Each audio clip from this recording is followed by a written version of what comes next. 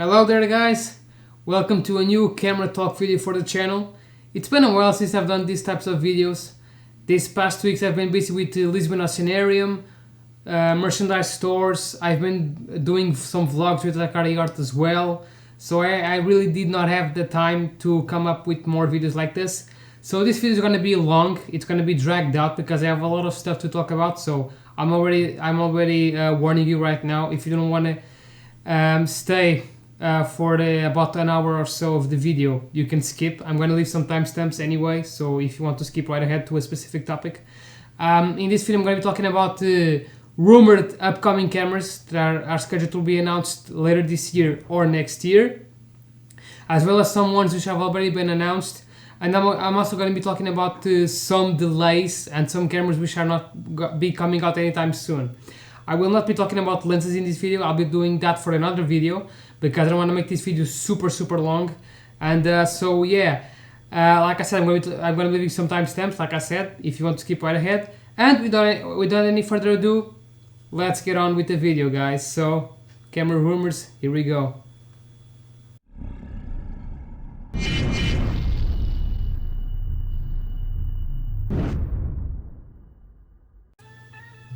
Here with my Canon mug lens, by the way.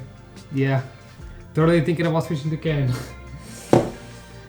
So in this video I'm going to be talking about Sony, Panasonic, Fujifilm, Canon and Nikon, the major camera brands in the world right now. I'm not going to be talking about Olympus or Zeiss or any other of those, or Leica, because those do not really interest me any bit. So yeah, first of all I'm going to be starting with Sony. So the Sony A7c, I really want to talk about this camera. I'm going to be doing a specific video rant about this camera in the future, because this camera was really a missed opportunity for Sony, and I'm really sad about this release, but whatever. I'm going to be talking about this camera. So Sony introduces the A7c, the world's smallest and lightest full-frame camera system. First of all, that is not true. That is false information. The lightest full-frame camera, and smallest as well, in the world right now is the Sigma FP, I believe. That is the smallest and lightest full-frame camera system. Yes, it is a modular camera, you're supposed to rig it up, but it doesn't change the fact that it is the smallest and lightest. It's not the A7c. The A7c is a little bit heavier and a little bit bigger than the Sigma FP. It is a rangefinder body, as you can see, so like just like the A6000 APS-C series. But it's not really that great from what I've seen from some reviews. It's not really what I wanted. This was supposed to be a $1,000 camera back at the time. Now it's a $2,000 camera. Here in Europe, actually, it's 2,000 euros here in Europe. In Europe, it's 2,100 euros for the body only, so that's even more expensive than the A7 III when that camera launched. So yeah. This camera, I really need to do a rant video in the future about this camera, because I don't want to make this video too long, because otherwise I will just be talking about this camera for half an hour in this video. So I'm just gonna say that this camera was really a missed opportunity for Sony. This could have been a very awesome release, but unfortunately, as things sit now, it's not really that great. It's basically a mini A7 III. It has unlimited recording, so at least there's that. It also has a flip-out screen, which are the main positives against the A7 III. It also has the updated color science. But aside from that, I don't really see much of a point of this camera compared to the A7 III. The A7 III now sits at a lower price. You can now get the A7 III for lower. And even though that camera does not have unlimited recording, you got a flip-out screen, you can always get an autonomous recorder like the Ninja 5, for example. And then you're gonna have unlimited recording and the flip-out screen, as well as the much better actually ergonomics of the A7 III, as well as the better photo specs, because the A7 III still offers better photo specs, should I say. The A7 III still offers better photo specs compared to this camera. This camera does not even have 4K 60, doesn't even have 10-bit, neither of those rumored specs, which were rumored back when this camera was supposed to be the A5. This camera really should have been the A5, $1,000. It would have sold like hotcakes, really. I would have probably bought it if it were listed at that price. and with 10-bit video, but as it sits now, I don't really see a point for this camera. I think it's very overpriced for what it offers. Also the kit lens, they finally released a new kit lens, finally, but it really sucks. It's a 28 to 60mm f4 to 5.6.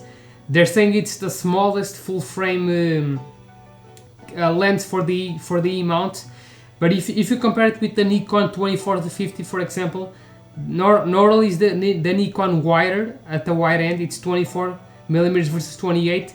It's also a little bit faster at the wide end. It's 3.5, and it's lighter and a little bit. I think it's a little bit longer, but it's lighter than this lens, I believe. It's a much better deal in my opinion. And also Nikon has a Z5 now, which I think is a much better offer compared to this camera, especially for stills.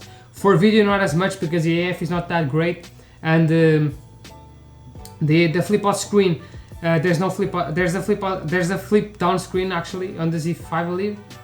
I might have to research actually. I don't know. I don't remember if it has a flip down screen like the Z50.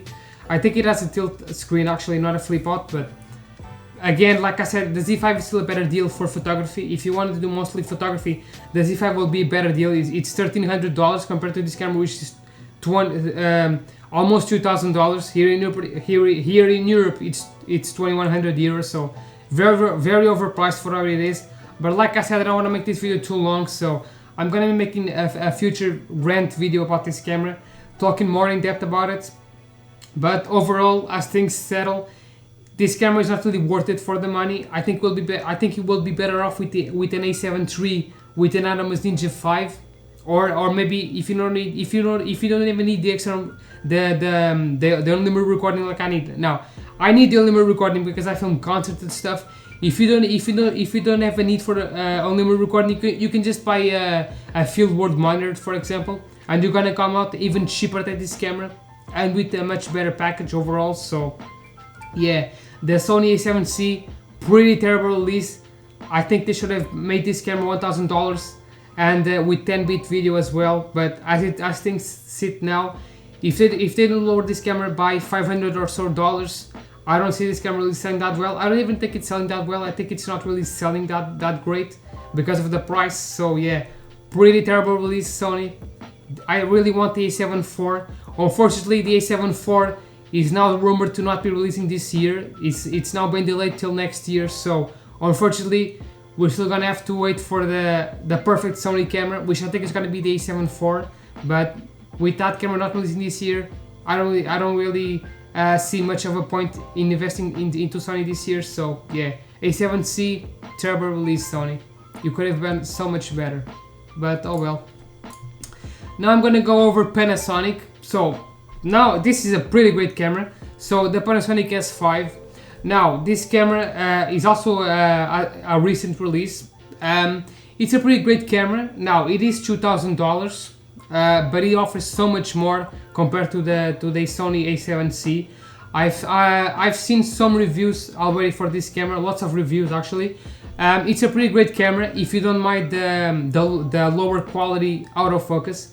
Now they still use the DFD autofocus from all the other Panasonic cameras, but they have improved the autofocus a little bit from what I've seen. It's not as bad anymore. It's not on the level of Sony or Canon, of course, but it is quite a little bit better now. It is actually kind of reliable if you don't really move a lot in the frame. But overall, this camera is very great. I've done some videos in the past as well if you want to check them out about this camera, comparing it to the S1 as well. I think this camera is much better deal compared to the S1. The S1 is $2,500. Now it's a little bit more cheaper, but this camera is still a much better deal in my opinion, especially because of the flip out screen. This camera is really what the S1 should have been. The S1 should have had the flip out screen. I don't know why they didn't add the flip out screen to the S1.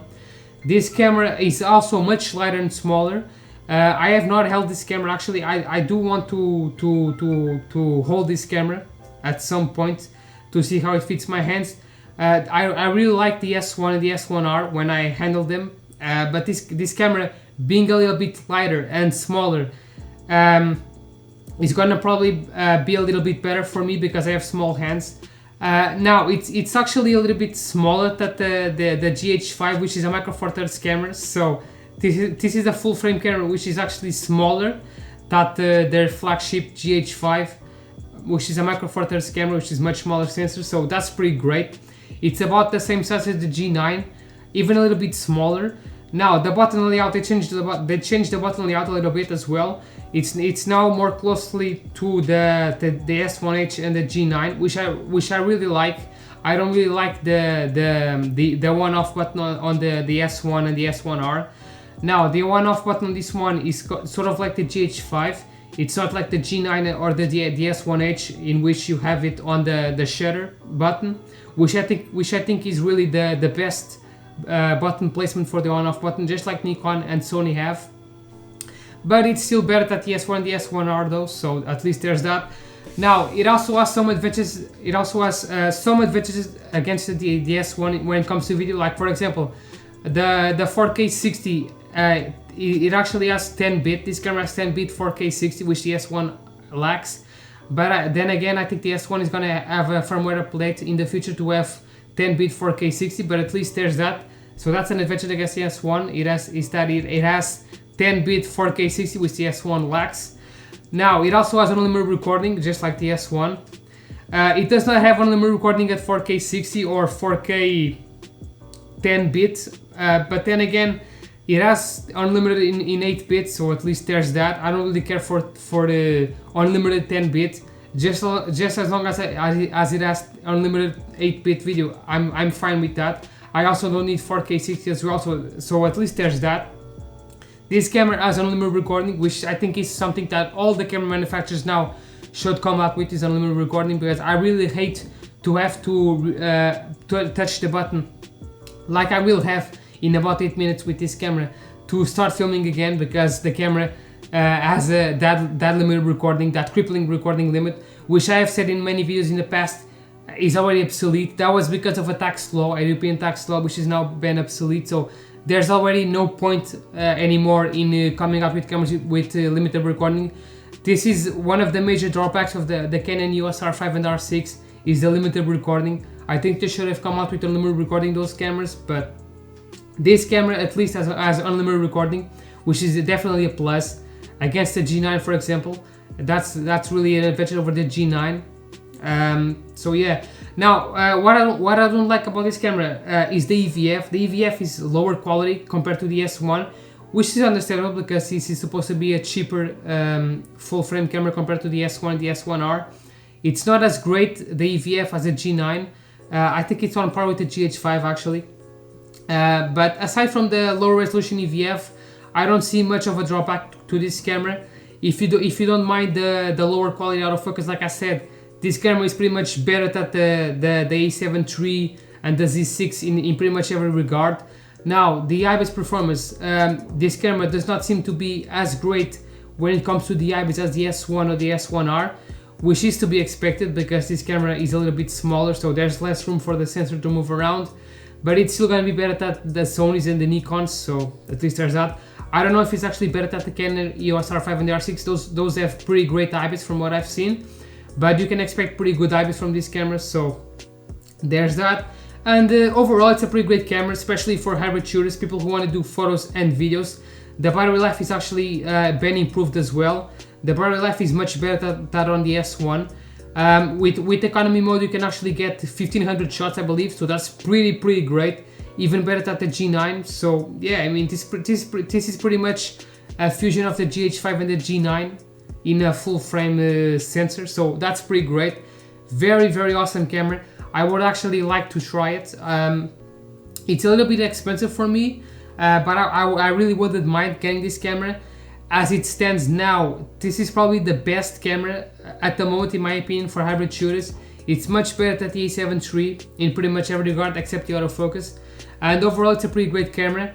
Also, the kit lens that they released, Panasonic, the 20 to 60mm f2.5 to 5.6, is a pretty interesting lens. Now, it is variable aperture, which I don't really like, but it's a pretty great lens because it starts at 20mm. Now, this is pretty interesting because especially compared with the Sony kit lens, which starts at 28, and the Nikon starts at 24. This lens starting at 20mm is pretty nice because you can use it for vlogging, for example. You would not need a wide angle like a 16-35, for example, if you want to do vlogging.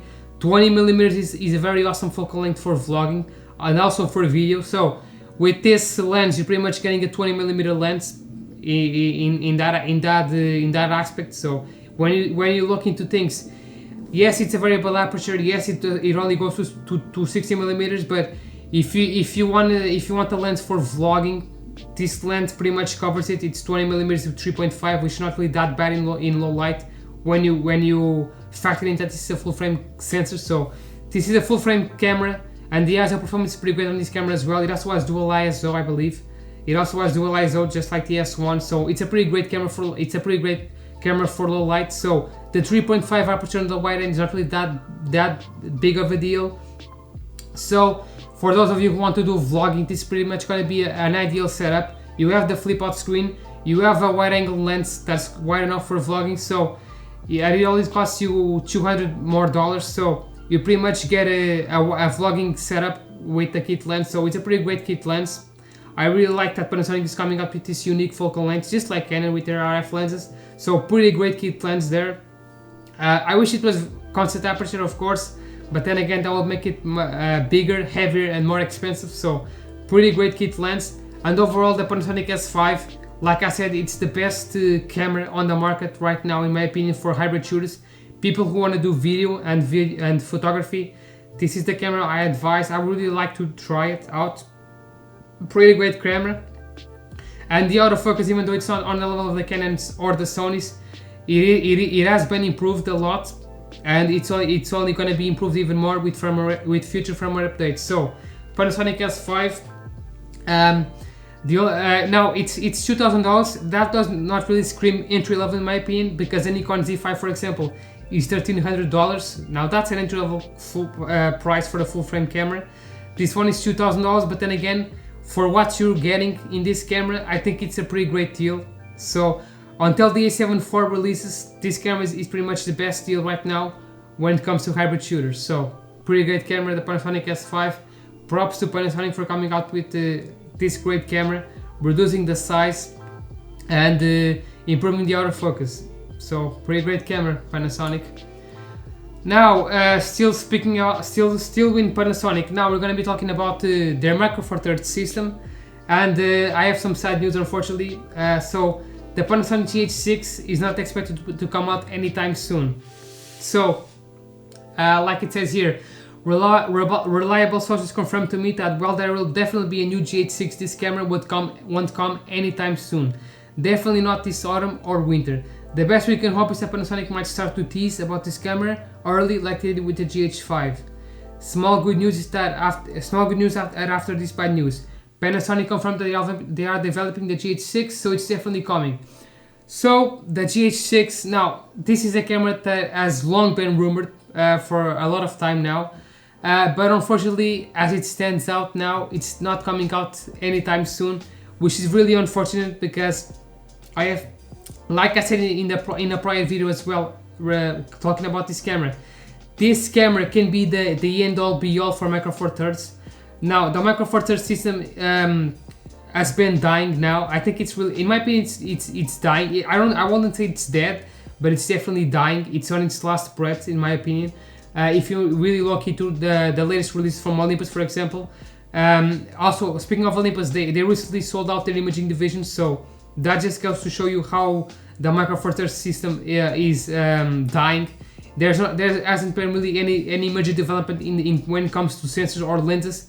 Panasonic has not been coming up with any new lenses this last months. The last lens it released was the 10-25 f1.7, which is very big for Micro Four Thirds, and it's also very expensive at almost $2,000. So this camera, the GH6, really needs to deliver. Now it's not going to be coming out anytime soon, so I don't know what to expect from Micro Four Thirds. I have said many times in the past that I really like this system. I really like the Micro Four Thirds system because of the lenses. The lenses are pretty great. They have a lot of unique lenses, but unfortunately they're very pricey. And I think that's the main problem with Micro Four Thirds, in my opinion, is the price. They price their cameras and lenses too expensive, and their cheaper alternatives, their cheaper cameras and lenses are not really that great. if you really want to get into the system, you have to buy the more expensive setups, lenses and cameras. If you look at the GH5s, for example, now it's a little bit less than $2,000, but it was over $2,000 when it released. The GH5 is still over $1,000 as well. The G9 now is at $1,000, so that's pretty great. I would actually buy the G9 if it had on-camera recording, but it doesn't have on-camera recording unfortunately, so I cannot buy the G9. I actually tested the G9 yesterday actually, compared to my Nikon D5500 with the Sigma 7250 f2.8, and in terms of low light, they were gathering about the same light. So when it comes to low light performance, there doesn't seem to be really that much of a difference compared to a camera from 2015 in this case. So the low light in Micro Four Thirds is not really that great unless you go into the GH5s, but then again, for the price that you're paying for the GH5s, you can just buy a full frame camera and have even better low light performance as well as more resolution, because the GH5s only has 10 megapixels. So yeah, I mean, the GH6 could really be a really great camera, but I think it's not going to deliver like people expected, and this is because you can only do so much with a Micro Four Thirds sensor. If they increase the resolution, if they go with 8K, which I don't think they're going to go with 8K, I think they might go with 6K because of the S1H having 6K. But then again, the higher resolution the camera has, the lower quality it's going to be in low light. So Micro Four Thirds is pretty small compared to full frame. It's tiny. So if you increase the resolution, the low light is going to suffer. So unless they come out with a quad base sensor or something like that, or a stacked sensor, I don't really see much of a point in investing in Micro Four Thirds. One of the main reasons the GH5 is so popular is because of the video specs. When that camera released, it had a lot of good video specs which nobody else offered, like 4K 60, 10-bit, stuff like that. But now with Nikon, Sony and Canon offering, and even Fujifilm offering 10-bit video as well as 4K 60 and stuff like that, I don't really see much of appeal anymore to the Micro Four Thirds Panasonic cameras, especially the GH line, because now competitors are coming out with the same specs and some even better specs, like the Canon, for example. They are R5 offering 8K, and the Sony A7 III now offering 10-bit video as well, and much better light performance. I don't really see much of a point in the GH line anymore. Panasonic, as I already said, they're thinking about making the Micro Four Thirds system into more vloggers based. So they're probably gonna be coming out with more vlogger oriented cameras, like the G100, which I think is a pretty bad camera in my opinion. That camera is not really that great. It's terrible. And then you also have the DFT autofocus, which Panasonic does not really seem to change. They have improved the autofocus in the new S5, but you can only do so much before the competition catches up or exceeds you. So now pretty much everyone is already above the Panasonic system when it comes to autofocus. Even Olympus now offers face detection. The Panasonic still offers DFD, so if you want reliable video autofocus, the Panasonics are not going to offer that, unfortunately. And then you also have the bad low light performance.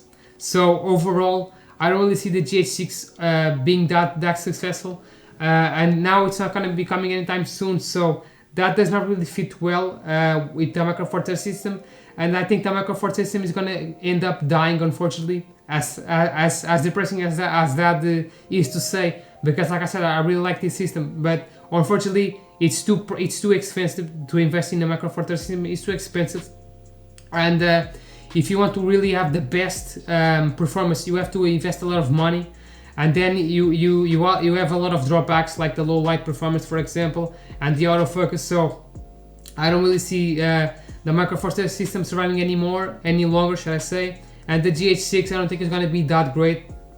It might have some major improvement over the GH5 and the GH5s, but then again, I don't see it being any better than like the A7 III or the Canon R6 or the upcoming Nikon Z6 Mark II. So yeah, Panasonic GH6 not coming anytime soon, unfortunately, and the Micro Four Thirds system I think it's gonna die sooner or later. So yeah, because there hasn't been really any evolution in the sensor department. So yeah. Still speaking about Micro Four Thirds, actually, the Panasonic is actually going to be releasing a new camera, not the GH6, but it's supposed to be a new cinema Micro Four Thirds camera, which is going to be called the BGH1, and here are some rumored specs. So this is supposed to be a cinema Micro Four Thirds camera. I think it's supposed to be a competitor to the Blackmagic Pocket Cinema 4K and the Z-Cam E2. It's gonna be a little bit smaller than the GH5 and the G9. I think it's gonna be, I don't know if it's gonna be modular like the Z-Cam. I think it might be modular, I don't know, because of the small size, but we are here some of the specs. So the main specifications for the Panasonic Cinema 4K box camera. Okay, so box, so that means it's probably gonna be like the Z-Cam, so a box shaped camera, which is understandable because it's staying right here that it weighs 545 grams. So if it's that lightweight, it's probably going to be just a box, just like the Z-Cam. So the specs is going to be a 10 megapixel Micro Four Thirds sensor. So it's most likely going to be the same sensor as the GH5s. It's definitely going to have dual native ISO. So it's going to have a Micro Four Thirds mount. It's going to have Cinema 4K up to 60p 422 10-bit raw video externally, not internally. So that really sucks. I don't know why Panasonic is continuing to not offer raw video internally. Now, the Blackmagic 4K offers internal raw video. I don't know why Panasonic continues to offer only externally. I don't know why. The GH5s should have offered internal raw video, but it doesn't. And this camera does not. It will not offer internal raw video, so I don't see the point in that. It's gonna have also 6 Cinema 4K up to 60p. 4K 20 10-bit X265 in HEVC internal recording, so it's gonna have X265, so that's good. It's also gonna have 10-bit internal, but not 422, unfortunately. It's gonna have dual native ISO, like I said, dual native ISO, just like the GH5s and the Blackmagic Pocket Cinema 4K.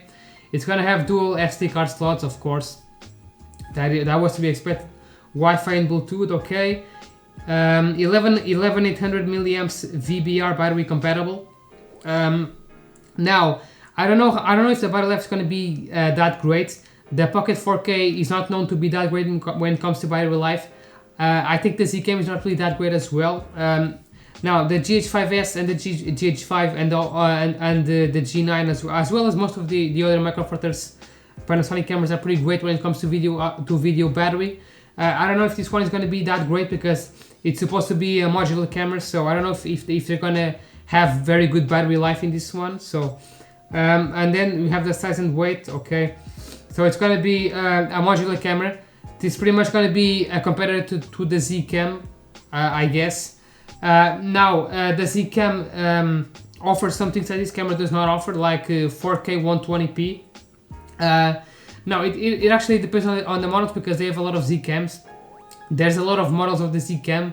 There's also one that has 6K and 8K as well, full frame as well. But this camera, I mean, I don't see the point in Panasonic with this camera. This is pretty much going to be a better spec GH5s, but then again it's going to be a different form factor, and it's also not going to have the probably the same or should I say it's not going to have probably photo specs even. I think it's going to be mostly just a video camera because it's supposed to be a cinema camera, so it's most likely not going to have photo specs or any way to take photographs like the GH5s. At least with the GH5s you can take photos. I don't know if you're going to be able to take photos with this camera, probably, but then again I don't see much of a point in this camera compared to the GH5s. We still don't know about the price. It's probably going to be a little bit more expensive than the GH5s because it offers a little bit better specs. But then again, I still think the GH5s is a better deal because you get a flip out screen, for example. You get this camera is going to be the BGH1 is going to be a modular camera. With the GH5s you get the camera in a whole package pretty much, so you don't have to rig it up and stuff. And it also has some advantages, like I said, the flip out screen, for example. Also, the autofocus, is this camera gonna even have autofocus even? I don't know if it's supposed to be a modular camera. Is it even gonna have continuous autofocus? I don't think so. I don't think it's even gonna have continuous autofocus. So yeah, I don't really see the point of this camera. Panasonic really should just release a successor to the G9 with unlimited recording.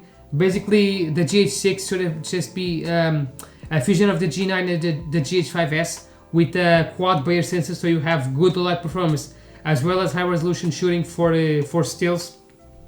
So I don't really see the point of this camera, Panasonic releasing this camera, so I'm not really excited, and I think Panasonic really should focus on releasing, like I said, a successor to the G9, not this type of camera, but whatever. That's Panasonic. So the BGH1, not really excited for that camera. Now this is a camera that I'm really excited about, actually, now that I've seen some images. So the Fujifilm X-S10, this is supposed to be the first mid-range Fujifilm camera. It's gonna be similar to the XT30 and the XT20 and the XT10, I think. It's supposed to be pretty much a cheaper and smaller XT4. Now we have gotten some leaked images, which I'm really a fan of now, and I'll tell you why. Because so we have right here some of the leaked images. It actually looks like a mini XH1, so that's pretty great. It doesn't have some of the dials, some of the dedicated dials like the XT4 and the XT3 and all the other cameras have, like a dedicated shutter dial and the dedicated ISO dial, which I don't really see much of a point in those. I don't really like the ergonomics of the Fujifilms. I prefer buttons. So, but this is the main reason why I'm liking these cameras. So as you can see, it's gonna have a very big deep grip, just like the XH1. And I'm really a fan of this because, like I said, I don't really like the ergonomics of the Fujifilms. I think Fujifilm cameras really lack a deep grip. Only the XH1 has a deep grip, and this is pretty bad because most Fuji lenses are really small, are really big and heavy, so they don't really balance that well with this small body. So I really like that this camera is going to have a much bigger grip, so that's really great. It's also going to have a dedicated ISO button, so I like that. I prefer to have a button for the ISO and not a dial. So overall, I really like the ergonomics. It's also going to have a flip-out screen from the leaked specs, which are right here. Actually, I'm gonna state them. So it's going to have a 4K 30 and Full HD up to 240 frames per second. So that's really great. Full HD 240 frames per second is really nice. 4K 30, okay. It's not going to have 4K 60, but then again, for this price point, it's supposed to be $1,000. At this price point, you can't really expect it all. So yeah, it's going to have 18 film simulations, including all the ones of the XT4. Okay, 30 frames per second continuous shooting, so that's great. It's going to be announced on October 15th. It's going to cost $999, so $1,000. So you can, like I said, it's going to be $1,000, so you can have it all. You can have 4K 60 and all of those higher end video specs. Otherwise, people will just buy this camera over the XT4. It's going to have the same 26 megapixels external sensor as the XT4 and the XT3, so that's great. That sensor is pretty good. It's backside illuminated, so that's great for low light. It's going to have a deep grip, yeah, like you saw in the images. It's going to have a very deep grip, much bigger and deeper than the XT4. So that's going to be pretty great for bigger lenses. It's going to be much more balanced. It's going to have a selfie screen just like the XT4 with 1.4 million dots. So this is pretty great. It's going to have a flip-out screen, so it's going to be great for vlogging or people who want to film themselves. And it's also going to be great for macro and for hard angles when you need to shoot in lower angles or stuff like that. The flip-out screen definitely helps, so that's really great. Now it's going to use the older battery. Unfortunately, it's going to use the NP-W126S battery. I believe this is the older battery, so the battery life is not going to be as great as the XT4, unfortunately. But then again, for this price point, you can expect much. But it does have an advantage, Fujifilm, which is the fact that you can have 3 batteries with the battery grip. So if you add a battery grip to this camera, not only will you improve the ergonomics, you're also going to be able to use 3 batteries. So that's pretty great compared to the other manufacturers, in which you can only use 2 batteries. With Fujifilm with the battery grip, you can use 3 batteries. So there's that. It's going to have an SLR style body, not rangefinder. So this is pretty great because I hate rangefinder style bodies. It's going to have IBIS, just like the XT4, so that's pretty great. It's going to have 5 axes up to 6 stops. Now, the IBIS mechanism, from what I've seen, it's not going to be as big as the XT4, so the IBIS performance is not going to be as great as the XT4, but then again, it's going to have IBIS, so there's that. You can expect it to be better than the Sony A6600, for example, because the Sony IBIS sucks, so you can expect this IBIS to at least be decent. It's gonna have auto mode, which can record more images, okay? And yeah, it's pretty much gonna be a mini X-T4 without the 4K 60 and 10 bit. So it's not gonna have 10 bit. It's also not gonna be the same performance when it comes to the IBIS. It's also not gonna be the same performance in some photo and video specs. But then again, for $1,000, this seems to be a pretty great camera overall. I think it's gonna be a pretty great seller actually. I'm not really a fan of Fujifilm because most of their lenses, or should I say, all of their lenses are not really that optimized for video, unless you're talking about the cinema lenses. Their lenses are not really that great at autofocus, and they were mostly designed for photos, so they're not really that great for video. They're not parfocal, for example. So Fujifilm for video, I don't think it's really that great. Yes, they have the specs, but when it comes to overall video performance, I don't see Fujifilm really that great compared to Sony or Canon or Panasonic or even Nikon when it comes to video. But for photography, they're pretty great. They have pretty good color science. And this camera at $1,000 with a flip out screen, full HD 240p and 26 megapixel sensor, I think it's going to be a pretty great seller. And the deep grip is really nice, so yeah, props to Fujifilm. I will still be waiting for the X-H2. That's what I really like that's what I really want to see from Fujifilm, is the X-H2. But that camera is only going to be releasing next year, so we're still going to have to wait a little bit for that camera. Now, I would really like for this camera to have unlimited recording, but I really doubt it's going to have unlimited recording. If this camera has unlimited recording, I might consider getting it, but if it doesn't have unlimited recording, then I won't really consider this camera, because I really need a camera with unlimited recording. So yeah, overall it's a pretty great camera from what I'm seeing right here. So the Fujifilm X-S10, overall pretty great. I really wish Fujifilm implements unlimited recording, but I can only wish. I don't think it's gonna have unlimited recording because the X-T4 doesn't have it, and that camera released this year as well. So I don't really see unlimited recording in this camera, unfortunately. But overall, for the price, it doesn't seem to be that crippled. So yeah, pretty great camera for the price. Now I'm going to be talking about the Nikon Z6 Mark II and the Z7 Mark II and the rumored specs. So this camera is going to be announced on the 10th, or should I say the 14th of this month. And now they're called the Z6 II and this Z7 II. So they're going to be no longer the Z6S and the Z7S. So these are going to be the next generation Z6 and Z7 cameras. And we have here some of the rumored specs. So they will start shipping in mid-November.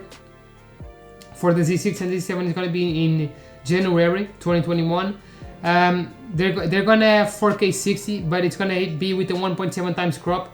Again, like I said many times in the past, why would you buy a full frame camera with 4K 60 if it's going to be cropped? I don't get it. And it's not gonna even be at launch day, so it's gonna be in a firmware update in 2021. So it's not gonna have 4K 60 right off in the launch day. So I don't see a point. Why would you have 4K 60 advertised if it's gonna be in a future firmware update? And again, it's gonna be 1.7 times crop. Why? Why would you buy a full frame camera with 4K 60 if it's gonna be cropped? You defeat the purpose of having a full frame camera. So I don't really see much of a point there. It's expected to be 30% price increase over the Z6 and the Z7. Okay, this is to be expected. They're gonna use the same sensor as the Z6 and the Z7 with improved AF from the new processor. Now, the Z6 and the Z7 autofocus is not really that great compared to the Sony and the Canons. So if they can improve the autofocus, that's gonna be great. But I don't think it's gonna be that much better, because these cameras are supposed to be incremental updates, so I don't really see the autofocus getting that much better. They will have support for the new battery grip, so these cameras are pretty much going to be fixing the issues with the Z6 and the Z7. So now they're going to have a battery grip capability, which the Z6 and Z7 should have had, but whatever. That's besides the point. It's going to have the battery is going to have a shutter release button. Okay, these cameras are going to have 14 frames per second. Okay, and 12 frames per second for the Z7. The Z6 is going to have 14 frames per second. The Z7 is going to have 12 frames per second. Okay, That's more than enough for most people. They're also gonna have some improvements when it comes to the eye and animal AF in AFC mode. Okay, so they're gonna be improving the autofocus, of course, that is to be expected. But like I said, I don't expect much improvement when it comes to the autofocus. AF improvements include low light situations, wide AF area, AF tracking, video recording. Okay, so the AF is gonna be improved. Is it gonna be that much better? I don't think so. It's gonna have a new and improved energy saving mode. Okay, so the battery life is gonna be better. Let's hope so, because the battery life on the Z6 and the Z7 really sucks. You will be able to update the firmware with via Snap Reach. Okay, whatever, don't care. It's gonna have an improved buffer compared to the first generation models. 99 with the Z6 II and 57 with the Z7 II. Okay, so they're gonna improve the buffer capacity. It's also gonna you're also gonna be able to reverse control the focus ring direction, one of the camera functions. Okay, and also some more rumors right here. So like I said, it's gonna be incremental updates to the Z6 and the Z7. The shape and the sensor are gonna be the same pretty much. The EVF is gonna be the same, so the same 3.69 million dots, which is good. I've heard from many people say that the Z6 and the Z7 have pretty good EVF, so there's not much of a point in improving if it's gonna cost much more, so I'm okay with that. It's gonna have improved AF, okay. Dual speed processor to allow for better video specs, I'm guessing. It's gonna have a new battery, so like I said, I hope they can improve the battery life, because the battery life on the first gen models really sucks. USB power, okay. Dual SD card slots, which is one of the major complaints with the first models. So these cameras are gonna have dual memory slots, which is what the first generation should have had. Like I said, these cameras are pretty much fixing what the first gen models lack. This really should have been the first gen models, but whatever. It's gonna have faster frame rate, more buffer memory, 4K 60p video with the cropped, don't forget that. It's gonna have improved user interface and more video features. Now, will these cameras have on-memory recording? I don't know. I really wish these cameras have on-memory recording, especially the Z6 Mark II. I don't know why Nikon decided not to implement on-memory recording with the Z6. They targeted the Z6 so much for video, and they don't have on-memory recording. Like, what is the point? The Sony's now offering on-memory recording. Panasonic's, Fujifilm might offer on-memory recording with the new XS10. I don't know. Canon still offered limited recording, unfortunately. I wish the Nikons will offer on-memory recording, because they will sell a lot more with on-memory recording. But I really think on-memory recording is really a must for professional video. There's a lot of people that need on-memory recording, because especially for YouTube, for example, I have had to restart this camera 2 times now, and I will probably have to restart it again because of the 2959 limit, unfortunately. So I wish these cameras have on-memory recording. Let's hope so, because that's something that all the cameras now should have, because that the European tax law is already been obsolete. So if these cameras have on-memory recording, they will interest me. If they don't have on-memory recording, I won't even care. It's gonna have improved functionality, expected via firmware updates after release. Okay, support for vertical grip. Okay, and the Z6S is gonna be the last Nikon camera with the 24 megapixel sensor. Okay, so it's gonna be the last time they're gonna be using the 24 megapixel sensor in the full frame camera, at least. So yeah, and the prices are gonna be higher than the Z6 and the Z7. Okay, this is to be expected. I'm guessing they're gonna price the Z6 II at $2,300 or something like that. So $300 more than the Z6 on launch. Now, like I was saying, these cameras are gonna be incremental updates to the first gen models. If they have on-memory recording, that's gonna be nice. If they do not have on-memory recording, I won't even care about these cameras. I don't expect much improvements when it comes to the Z6 II and the Z7 II. I think Nikon really should emphasize better with these cameras when it comes to video. I don't think having RAW externally is really that great, because you can get that with Panasonic, or should I say, not Panasonic, but like with the Canons you can get that as well. RAW video external you can actually get with the R5 internal RAW, so there's that. The autofocus on the Nikons is not really that great compared to Sony and Canon as well, so I don't really see much of a point in Nikon focusing so much in video when they can't even offer 10-bit internal. I think these cameras might have 10-bit internal. I don't know. If they have the A/B technologies, there's that, but I don't know, because Nikon, I mean, overall, I don't really like the Z system. I think the system is really failing, and I think Nikon is really gonna be going bankrupt or something like that in the future, because the Z line is not really selling that well. Their lenses are really that impressive as well. The 14-24 2.8, the new one they released, is great, but that's really the only impressive lens they have. All the other ones are very big for what they are, and they're not really that impressive. So I don't really care for this for the full frame Z series, or unless they offer unlimited recording, I would even care. And now we're gonna end the video with Canon now, because of course I have to talk about Canon. So I'm gonna be talking about the rumored specifications for the rumored upcoming Canon EOS M50 Mark II, which is scheduled to be announced at the end of this year. So it's gonna be an update for the M50, which is a pretty popular camera, because it's cheap and it has a flip-out screen. It's small, so it appeals to vloggers. But it's not really that great for people who want to take their photography serious, or for hybrid shooters. So these are the rumored specs for the M50 Mark II. It's gonna have the new 32.5 megapixels APS-C sensor. Now this sensor is a new sensor from Canon. It's actually pretty great. It's even better for low light that their older 24 megapixel sensor. It's not really that bad actually for what you're getting. It's not as great as the Sony sensors, of course, but it's still it's 32 megapixels, and it's much better than the older 24 megapixel system when it comes to low light. So at least there's that. It's gonna have that sensor, so that's gonna be great. It's gonna have a new Digitex sensor, maybe a new version. Okay, so this is mostly for the new video specs, I'm guessing.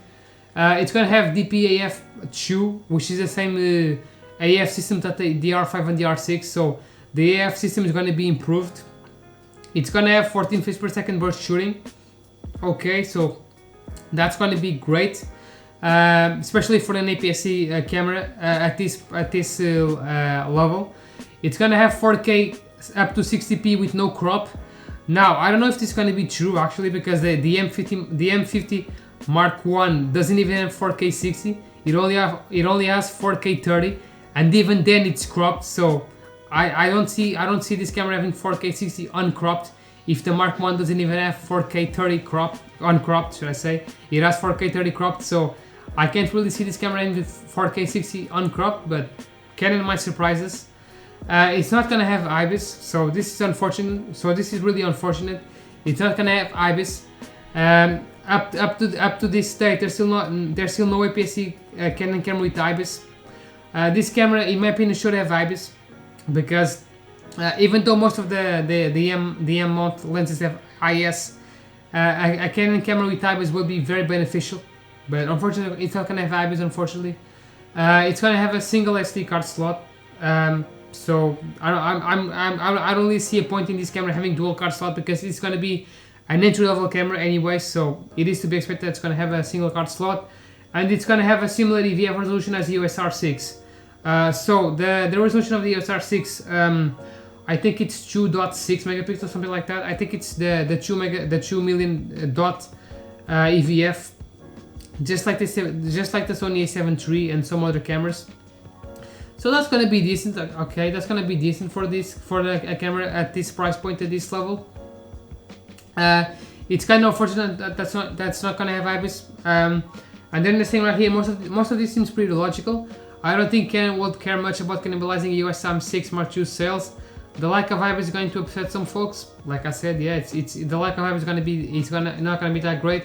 But I'm not all that surprised by the omission if these specifications are legit. So this camera, it's definitely going to be an upgrade over the M50 Mark I. We still don't have a concrete price point. We don't know how much this camera is going to cost. I can see it costing less than $1,000, because the M6 Mark II sells for about $1,000 or so, or $800. I'm not really sure now. So this camera, being below that camera, needs to be priced cheaper, but it's definitely going to be more expensive than the M50 Mark I. I mean, I don't know. I don't really see much of a point in the M line. there's not a lot of there's not a lot of VFM lenses. Canon has not really emphasized much on this system, and I can see this system sooner or later dying because, like I said, there's not a lot of EFM lenses. Sigma has released their trio of f1.4 primes for the system, okay, but then again, Canon has not really made much of an evolution when it comes to releasing lenses for this system. They haven't released lenses for this system for quite a lot of years now, and yeah, I don't really see this system really having much of a future, especially now with the Canon RF mount. I think Canon should really just emphasize on the Canon RF mount and release the cropped sensor RF mount. I think that would be much better than releasing an EFM mount camera in APS-C. I don't really see the point. They lack a lot of lenses, and the lenses that they have are not really professional. The only true professional lens that they have is the 32 1.4, I believe. That's the only true professional lens they have in the EFM mount. All the other ones are kit lenses or they're variable aperture. They don't even offer a pro standard zoom lens 2.8. So yeah, I don't really see much of an appeal in going with this system unless you want to do vlogging. This camera is going to be the same shape as the M50, I'm guessing, so it's going to be very small. So for professional shooters and people who want better ergonomics, it's not going to really be that great for them. It's mostly going to be for vloggers and people who want a small setup. So there's that. Unfortunately, it's not going to have IBIS though. So for vloggers, that's not going to be very appealing. So you're probably going to have to use a gimbal. Which is not really that bad because this camera is going to be small anyway, but there's not a lot of lenses to choose from. So yeah, I don't think Canon should invest in this mount. I think they should really just emphasize on the RF mount. Like I said, there's no point in having two different mounts. They should really just do it like Sony and Nikon did, and they have one mount for APS-C and full frame. That's what I will do. But then again, this is my opinion. What I will do. This is Canon, after all. We can't really expect miracles from them. So yeah, the M50 Mark II. I think this camera might be a good seller for vloggers and people who don't have a lot of money. But then again, I don't really care about this camera. It's of course not gonna have on the recording, of course, because not even the R5 and the R6 have that. The shape is gonna be the same shape as the M50, so I don't really like that because the shape really sucks. You know, it's not really that great ergonomically. And overall, I don't really see this camera appealing to hybrid shooters, only for vloggers and people who want to film themselves and who need good autofocus. But aside from that, I don't really see this camera appealing to the other democratic. So that was it, guys. That was a quite long video talking about some rumored cameras that are going to be releasing this year or next year. Now, I have not talked in depth about the A7 IV, which is now rumored to be released only next year, but I can talk a little bit about it now. So the Sony A7 IV is the camera that I'm really looking forward to. That is the camera that I think is gonna be the best hybrid camera on the market when it releases. Hopefully Sony does not cripple that camera. If that camera releases with the flip-out screen and the same menu system as the A7S3, I could really see it selling pretty great. Now it is gonna be more expensive than the A7 III. It might be $2,500 or so, but then again, if it has 10-bit and the same video specs as the A7S III, minus the 4K 60 10-bit probably, or the really high-end video feature of the A7S III, I could really see that camera selling that well, even if it's priced at $2,500, because it's gonna have pretty great autofocus. It's gonna have unlimited recording, which is gonna be awesome. It's most definitely gonna have the flip-out screen as well. So that's the camera that I'm looking forward to, but unfortunately it's only going to be releasing next year. So that's really a bummer because that's the camera that I was really looking forward into, but unfortunately now it's only going to be releasing next year. So I really hope Sony delivers with the A7 IV. I hope they do not really cripple that camera, because that camera could really be great for the hybrid shooters. I really want to upgrade my Nikon camera, but unfortunately there's still not a perfect camera in the market right now. So yeah, I hope the A7 IV really delivers, and let's hope Sony does not cripple that camera. So guys, that was it.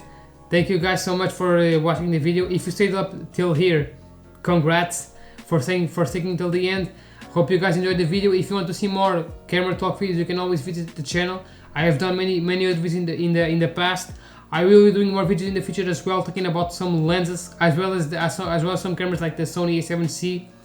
And yeah, thank you guys for watching the video again. If you want to support my work and want to see more, you can always hit the subscribe button, leave a like, comment or dislike what you thought, and I'll see you guys in the next video. Thank you guys for watching, take care, stay safe out there, and UNHOLY-OMEGA signing out.